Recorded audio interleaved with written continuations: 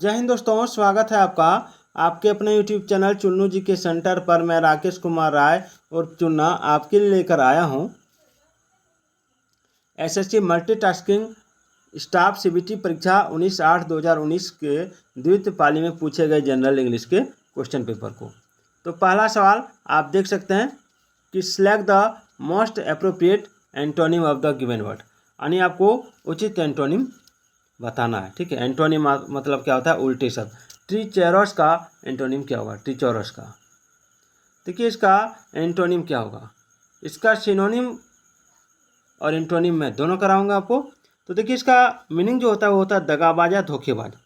इसका जो सिनोनिम हो जाएगा वो हो जाएगा आपका डिसाइटफुल और फिर हो जाएगा आपका डिसलॉयल। और इसका जो एंटोनिम हो जाएगा वो हो जाएगा आपका फेथफुल यानी वफादार, यानी दगाबाज का उल्टा वफादार होता है। चलिए, डेंजरस मतलब खतरनाक होता है। और इसका और जो एंटोनिम है वो क्या हो जाएगा? तो इसका एंटोनिम हो जाएगा आपका लॉयल, ठीक है, डेडिकेटेड और स्टेडफास्ट, याद रखिएगा। उसके बाद अगला सवाल है select the most appropriate option to fill in the blank and make a grammatically correct sentence, यानी उचित शब्द चुन के आपको ग्रामेटिकली करेक्ट सेंटेंस भरना है। इसमें जो ग्रामर के रूप से सही होना चाहिए व्याकरण के अनुसार। ठीक है, तो our neighbours threaten to call the police if we dash stop the noise. ध्यान दीजिए, our neighbours threaten to call the police if we dash stop the noise. हमारे जो पड़ोसी है, ठीक है, उसने पुलिस को बुलाने की धमकी दी अगर हम लोगों ने जो हल्ला कर रहा है उसको नहीं रोका तो। ठीक है, तो यही इसमें होगा। तो इसमें ऑप्शन में डिडंट, हैजेंट, डोंट या हैवेंट क्या भराएगा? देखिए इसमें जो हो जाएगा ये पूरा पास्ट टेंस में, ठीक है ना। जब पास्ट टेंस में रहता है तो इसमें डिडंट का प्रयोग होगा। ठीक है, ये हैजेंट तो है प्रेजेंट परफेक्ट टेंस का, ठीक है, डोंट है प्रेजेंट सिंपल टेंस का, हैवेंट भी है प्रेजेंट परफेक्ट टेंस का। तो पास्ट टेंस का यहाँ डिडंट है, इसलिए यहाँ पर क्या हो जाएगा? डिडंट हो जाएगा, ऑप्शन ए। ठीक है, उसके बाद है identify the segment in the sentence which contains the grammatical error, if no error then select no error. ठीक है, कॉमन एरर का मैं रोज वीडियो डाल रहा हूँ, आज कल और आज मिला के 2 वीडियो डाला हूँ। और कल मैं आपके लिए 25 सवाल आर्टिकल के कॉमन एरर को लेकर आऊँगा कि आर्टिकल यानी ए एन दी के प्रयोग में हम लोग क्या गलती करते हैं, उस पर 25 सवाल लेकर मैं आऊँगा। तो चलिए देखते हैं अभी इसको। She wanted to bake a cake for both her brothers. देखिए, she wanted to bake a cake for both her brothers. देखिए इसमें क्या है, इसमें जो वाक्य है ये पूरा सही है। ठीक है, क्योंकि इसमें सही से इन्फिनेटिव का भी प्रयोग किया गया है। ठीक है, उसके बाद क्या वो बेक करना चाहती है केक, ए केक, तो इसमें भी ए का प्रयोग सही तरीके से किया गया है। किसके लिए?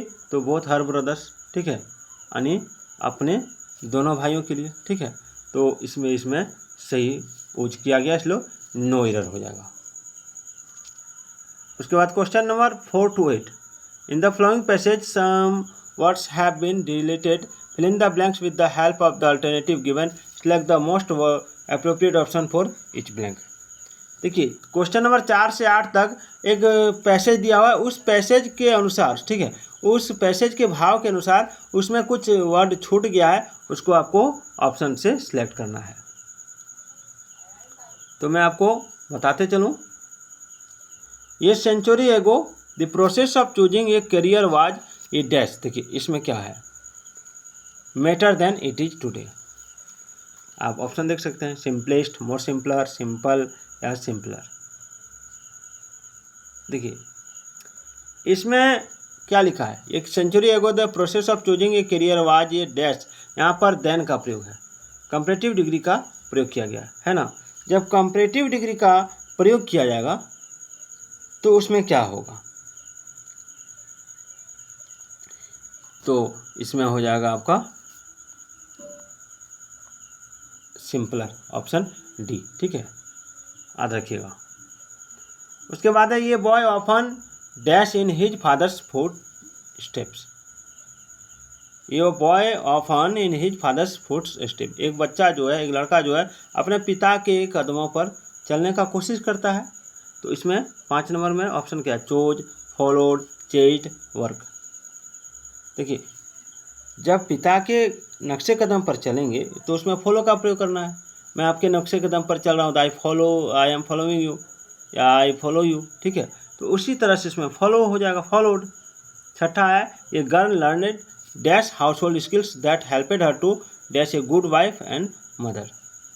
एक लड़की जो है, जो घरेलू स्किल है, कौशलता है, ठीक है, ताकि वो एक अच्छी वाइफ बन सके और एक अच्छी माँ बन सके, उसको सीख रही है, ठीक है। तो इसमें जो हो जाएगा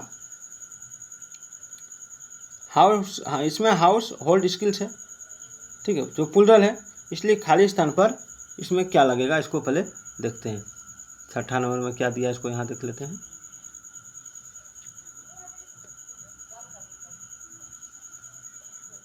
DAEN, ठीक है। तो इसमें जो है, इसमें आपका दी का प्रयोग होगा, ठीक है। किसका प्रयोग होगा, दी का। चलिए आगे देखते हैं।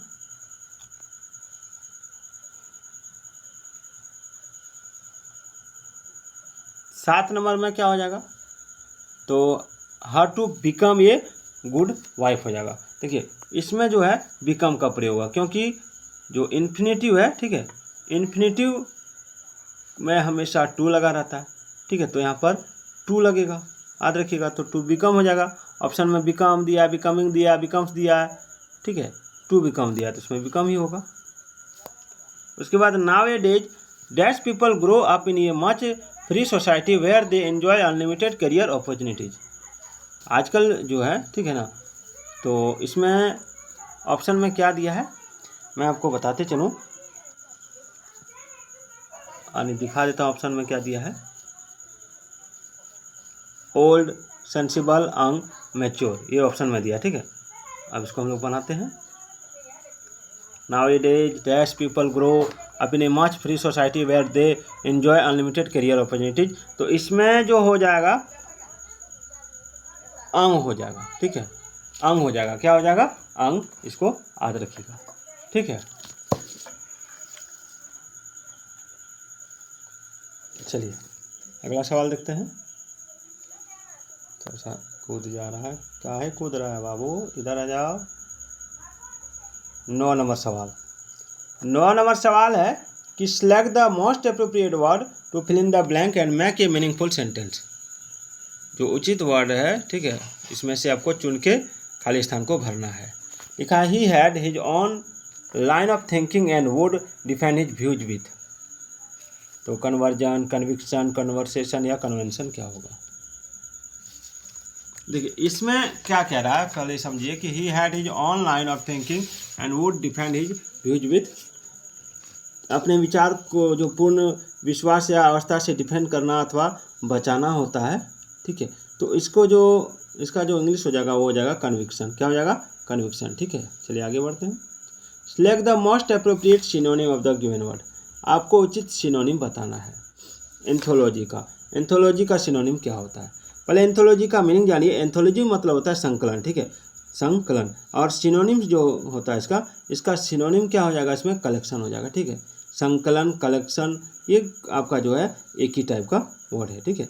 और सिलेक्शन हो जाएगा, ठीक है। और कंपेंडियम क्या हो जाएगा, कंपेंडियम याद रखिएगा, ठीक है ना। उसके बाद कंपिलेशन भी होता है, कंपिलेशन। चलिए आगे बढ़ते हैं। Select the most appropriate word to substitute the underlined segment. If there is no need to substitute it, select no improvement। मैं इसको इसलिए स्पीड से पढ़ रहा हूँ कि मैं लगभग 50-60 SSC-MTS के लिए वीडियो अपलोड कर चुका हूँ, तो ये आपको समझाने की ज़रूरत नहीं पड़ेगा कि इसमें आपको क्या करना है। इसमें अंडरलाइन सेगमेंट में कुछ इंप्रूव करना है तो करना है, नहीं तो नो इम्प्रूवमेंट में टिक मार देना, ठीक है। तो लिखा आई कोट ट्रेसली asked her where was she going but she did not reply. देखिए मुझे थोड़ा सा उच्चारण में प्रॉब्लम होता है, उच्चारण में थोड़ा सा मेरा टंग स्लिप कर जाता है, इसके लिए सॉरी। तो मैं समझाने का कोशिश करता हूँ आपको बेहतर से बेहतर दे सकूँ। तो इसमें देखिए, इसमें जो हो जाएगा was she going, where was she going. देखिए यहाँ पर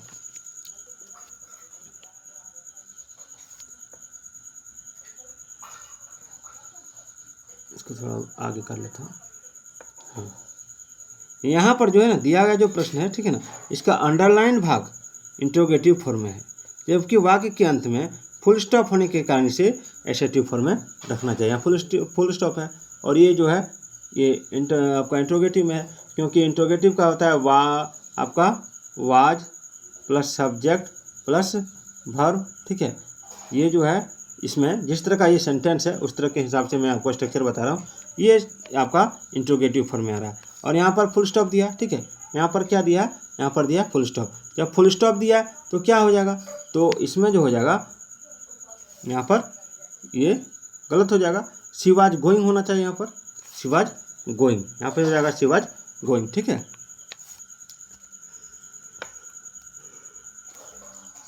उसके बाद है select the most appropriate option to substitute the underline segment. If there is no need to substitute it, select no improvement.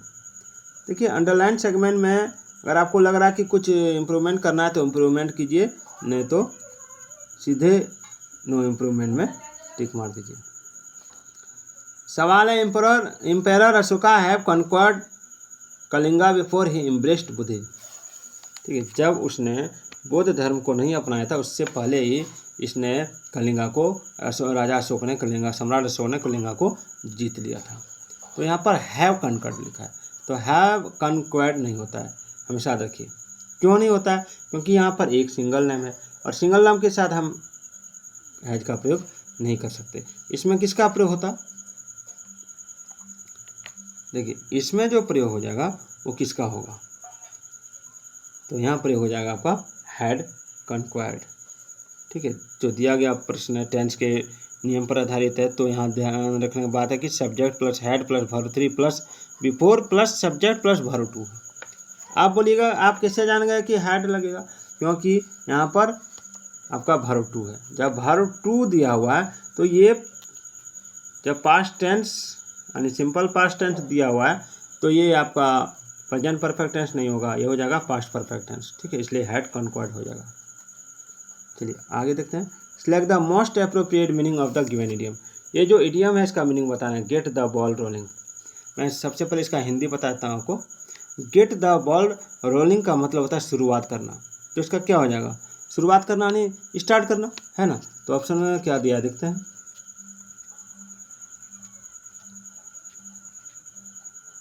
हाँ, स्टार्ट करना दिया है यहाँ पे, टू स्टार्ट डूइंग समथिंग यानी कुछ करने की कोशिश करना या उसको शुरुआत करना। ठीक है ना। Select the most appropriate antonym of the word. उचित इंटोनिम बताना है इस वर्ड का। जैसे एबंडेंट होता है, तो एबंडेंट का मतलब होता है आपका, क्या होता है एबंडेंट का मतलब, अगर आप जानते हैं तो कमेंट कीजिएगा। प्रचुर मात्रा होता है। क्या होता है, प्रचुर मात्रा, प्रचुर मात्रा में। तो एबंडेंट मतलब जब प्रचुर मात्रा में, तो इसका सिनोनिम हो जाएगा प्लेंटीफुल। क्या हो जाएगा, प्लेंटीफुल। एम्पल भी हो जाता है प्रचुर यानी प्लेंटीफुल। ठीक है, तो इसका जो आंसर हो जाएगा वो हो जाएगा ऑप्शन सी। ऑप्शन, एक मिनट, ऑप्शन सी होगा। हाँ ठीक है, ऑप्शन सी इसका एंटोनिम है आपका, ऑप्शन सी स्केर्स। ठीक है, और होता है इसका जैसे स्कैंटी होता है, ठीक है, और स्पार्स होता है, और याद रखिए कॉपियस जो होता है। ठीक है, कॉपियस का मतलब भी होता है प्रचुर। Select the most appropriate option to substitute the underlined segment. If there is no need to substitute it, select no improvement.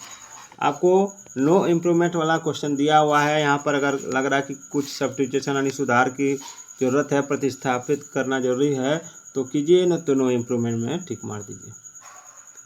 Whom you think will be selected as the head boy of the school? Whom you think, whom you think, ध्यान दीजिए यहाँ पर क्या दिया, home you think. ठीक है, तो इस प्रश्न में यू जो है नॉमिनेटिव केस में, साथ ही वाक्य के अंत में प्रश्नवाचक चिन्ह है, इसलिए वाक्य का जो स्ट्रक्चर होता है वो होम यू थिंक नहीं होता है। इसमें क्या होना चाहिए, इसमें होता है who plus do plus object plus verb 1। क्या होता है, who plus do plus object plus verb one, ठीक है।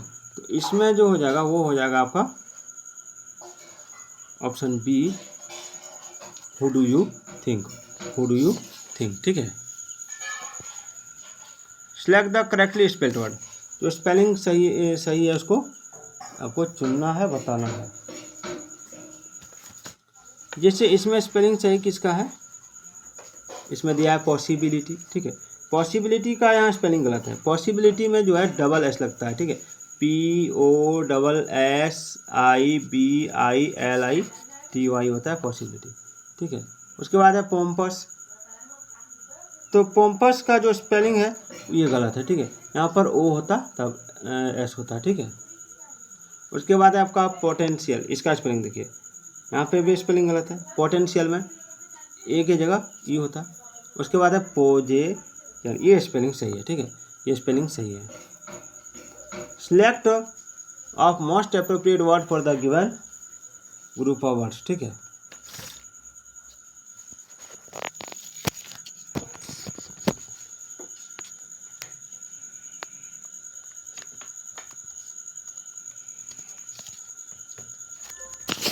चलिए अगला सवाल क्या है, थोड़ा सा,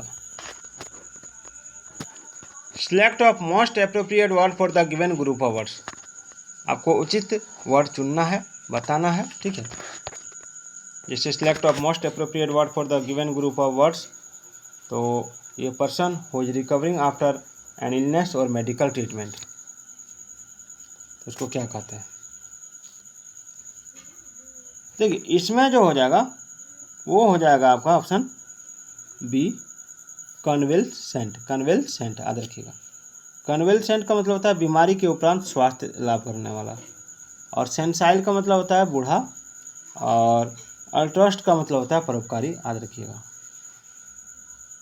चलिए आगे बढ़ते हैं। Select the most appropriate word for the given group of words, आपको उचित शब्द चुनना है। ये fear of being enclosed in A small space और रूम, यानी एक छोटा सा स्पेस में जो चारों तरफ से घिरा हो, या फिर एक रूम में आपको डर लग रहा है, तो उसको क्या कहते हैं, तो उसको कहते हैं क्लस्ट्रोफोबिया। क्लस्ट्रोफोबिया, ठीक है। हाइड्रोफोबिया होता है जो पानी से डरता है, ठीक है। और एक्रोफोबिया जो ऊंचाई से डरता है, ठीक है, ऊंचाई से डर लगे।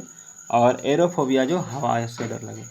और जो एक छोटे से जगह पर समृद्ध स्थान या भित्ति या किसी एक स्थान पर बंद होने का डर रहता है, उसको क्लस्ट्रोफोबिया कहते हैं।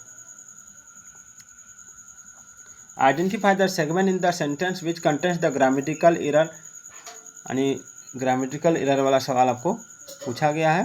तो प्लेटिनम, इसमें आपको ग्रामेटिकल एरर बताना है। जैसे लिखा है platinum is costlier then any other metals found on earth, तो इसमें जो है इसमें हो जाएगा आपका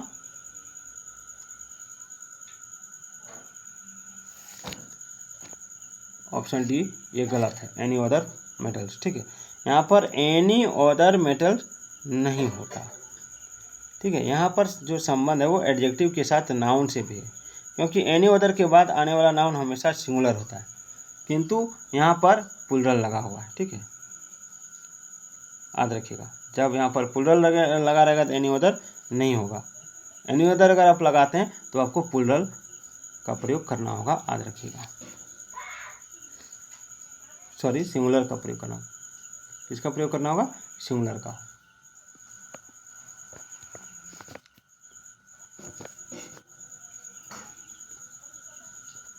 अगला सवाल है select the most appropriate synonym of the given word, आपको उचित सिनोनिम बताना है। जैसे इसमें दिया है एब्सोल्वेट, ठीक है। तो एब्सोल्वेट का पहले मीनिंग जानिए। इसका मीनिंग होता है दोष मुक्त करना या पाप से मुक्त होना। इसका सिनोनिम हो जाएगा आपका पार्डन, क्या हो जाएगा, पार्डन, ठीक है, पार्डन हो जाएगा। दूसरा है आपका फॉरगिवनेस, एब्सोल्यूशन, और उसके बाद आपका क्लीमेंसी, क्लीमेंसी CLEMENCY, ठीक है। चलिए आगे देखते हैं। Select the most appropriate meaning of the given idiom, आपका ये जो इडियम है इसका उचित मीनिंग बताना। जैसे ये चेंज ऑफ हार्ट, ये चेंज ऑफ हार्ट का मतलब क्या होता है, ये चेंज ऑफ हार्ट का मतलब होता है विचारों में बदलाव। ठीक है, तो ये चेंज इन वंस ओपिनियन हो जाएगा, ये चेंज इन वंस ओपिनियन। ठीक है, उसके बाद है identify the segment in the sentence which contains the grammatical error. He set in his stool and shut his eyes to recollect what work he had for the day. देखिए यहाँ जो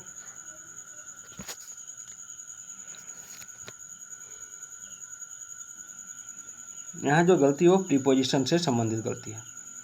ठीक है, स्टूल पर बैठने के लिए ऑन हिज स्टूल का प्रयोग होगा, ऑन हिज स्टूल का प्रयोग होगा, on his stool, in his stool नहीं होगा। कोई कहीं पर हम लोग बैठते हैं तो उसको छू के बैठते हैं, जब छू के बैठते हैं तो वहाँ पर हम ऑन का प्रयोग करते हैं।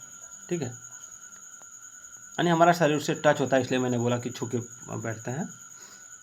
Select the most appropriate option to fill in the blank and make a grammatically correct sentence. इसमें आपको ग्रामेटिकली करेक्ट सेंटेंस बनाने के लिए उचित वर्ड आपको चुन के भरना है। तो I was annoyed because this decision dash without my knowledge. यहाँ पर देखिए, इस स्थान पर ग्रामर से संबंधित दो नियमों को ध्यान रखने की आवश्यकता है, पहला टेंस और दूसरा पैसिव स्ट्रक्चर। ठीक है, खाली स्थान पर पास्ट टेंस का प्रयोग होना चाहिए, यहाँ पर पास्ट टेंस का प्रयोग होगा क्योंकि यहाँ पर पास्ट टेंस है। ठीक है, पास्ट टेंस का प्रयोग होना चाहिए और साथ ही स्ट्रक्चर भी पैसिव होना चाहिए, ध्यान दीजिएगा। तो यहाँ पर जो हो जाएगा, यहाँ हो जाएगा ऑप्शन बी वाज मेड, याद रखिएगा, क्योंकि यहाँ डिसीजन के बारे में और डिसीजन यहाँ पे सिंगुलर है। अरे कहाँ जा रहे हो, 24 नंबर सवाल देख लो, उसके बाद जाना। Select the correctly spelled word. आपको जो स्पेलिंग बताना है वो करेक्टली जो है वही बताना। जैसे ओकेजन का स्पेलिंग यहाँ पे क्या है, तो ओकेजन का स्पेलिंग